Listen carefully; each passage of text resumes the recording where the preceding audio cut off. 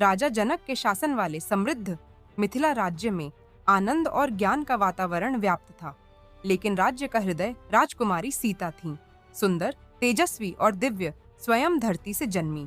योग्य वर पाने के लिए राजा जनक ने स्वयंवर की घोषणा की। शर्त असाधारण थी। जो कोई भी भगवान शिव के विशाल धनुष को उठाकर उस पर प्रत्यंचा चढ़ा सके, उसे सीता का वर मिल जाएगा। राजमहल में पौराणिक धनुष एक स्वर्ण आसन पर रखा था, इतना भारी, इतना पवित्र कि सदियों से उसे हिलाया नहीं गया था। केवल यह दृश्य ही योद्धाओं को कांपने पर मजबूर कर देता था। राजकुमार और राजा एक के बाद एक आगे आए। उन्होंने कड़ी मेहनत की, उन्होंने संघर्ष किया।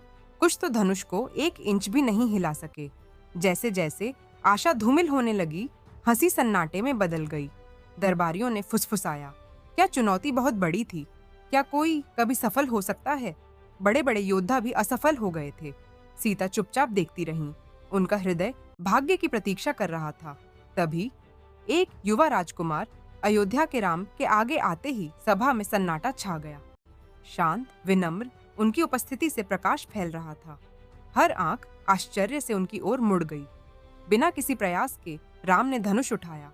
जैसे ही उन्होंने उस शक्तिशाली अस्त्र को उठाया, मानो वह किसी बच्चे के खिलौने से ज्यादा कुछ न हो, हवा में आंसुओं की गूंज भर गई। ईश्वरीय कृपा से राम ने धनुष पर डोरी चढ़ाने की कोशिश की। अचानक दरार, धनुष 2 टुकड़ों में टूट गया। उसकी गर्जना से आकाश और पृथ्वी हिल गए। सभा में सन्नाटा छा गया।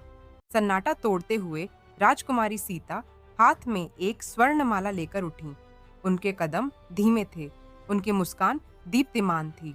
उन्होंने राम के गले में माला डाल दी, जिससे उनका पवित्र मिलन पक्का हो गया। सभा स्थल हर्षोल्लास से गूंज उठा। आकाश से पुष्प वर्षा हुई और देवताओं ने स्वयं उस क्षण को आशीर्वाद दिया। फिर भी दूर अंधेरी शक्तियां हिल रही थीं, परछाइयां क्रोध में फुसफुसा रही थीं। इस विवाह ने प्रेम और आने वाले परीक्षणों दोनों की शुरुआत को चिह्नित किया।